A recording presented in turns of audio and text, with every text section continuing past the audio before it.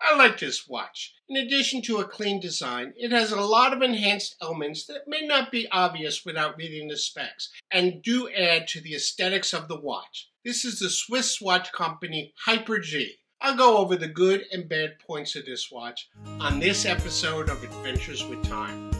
I'm Bob, and I bring you watch content of all price tiers, from affordable to luxury. I like to share with you watches from micro brands because sometimes you find a watch that you wouldn't otherwise see by just looking at the major brands. Case in point is this Hyper G from the Swiss watch company. This is the second watch from SWC that I've had in hand.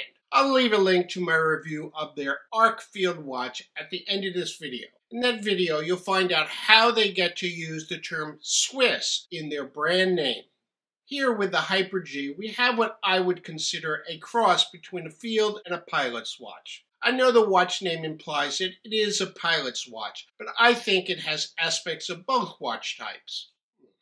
Let me go over the watch specs first so you can recognize and appreciate those clandestine aspects which do add to the aesthetics of the watch. Although this may look like a stainless steel case, it is actually a titanium grade 5 case with a hardened coating to achieve 1,000 Vickers. This will help protect the watch from scratches on its 40.5mm case. 10.8mm stand with a lug-to-lug of 47.8mm, this watch weighs in at a feather-like 58 grams on a supplied leather strap. The lugs have a 22mm width, but they have an issue I'll explain later.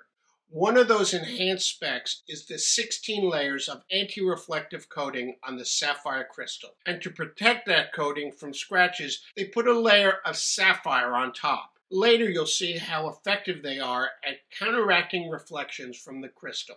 You get a 7mm screw-down crown and a screw-down solid case back, which helps to support an acceptable 100 meters of water resistance. As with the AR coating, they've gone a bit wild with the lume, putting 22 layers of X1 grade Super Luminova. Yep, you'll get a nice bright hour and minute hand and hour indices in low light conditions. This is kind of nice, but let me know if this is something that would impact your buying decision. Inside, not only did they go upscale a bit with the Sellita SW200 movement, they've added a soft iron shield to help with protection from magnetic fields. And they test these watches to an accuracy of -4 to +6 seconds a day. Not bad for a watch that retails at $565 US. However, do these specs deliver when on the wrist? Let's see.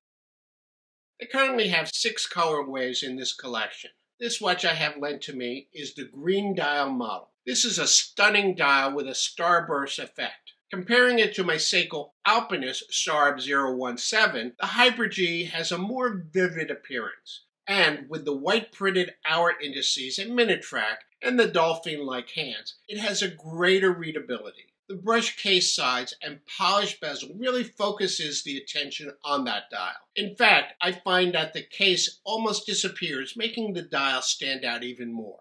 The dimensions of this watch fit nicely on my 7 7/8 inch wrist, and the aesthetics fit many wearing scenarios. Speaking of wearing scenarios, if you want to express your love for watches, I suggest you look at the watch-related apparel like this shirt on my merch shop. See the links below. Turning back to this watch, you'll find it very comfortable on the wrist, given the smooth case back and the feather-light weight of the titanium case. The supplied strap feels good on the wrist. I think the dark leather color and white stitching matches the white printing on the dial. Overall, a very nice package, one that I think is priced appropriately with those superior specs. A watch that fits that everyday wear that all watch enthusiasts need in our collections.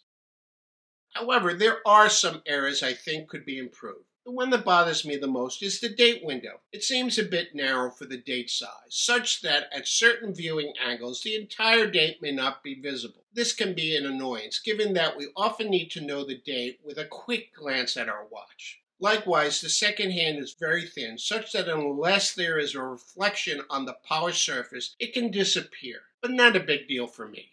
You'll find that the crown operation, especially when trying to screw it down, will feel tight, as if you are crossing the threads. I'm not sure if this is due to how the threads are machined or an effect of that titanium material. Scary, but not very impactful.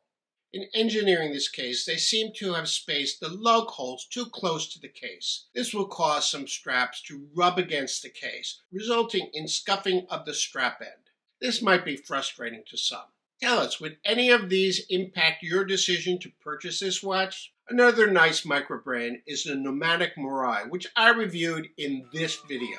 And here is my video on the SWC Arc I mentioned before. Thanks for watching, and I'll see you in my next video.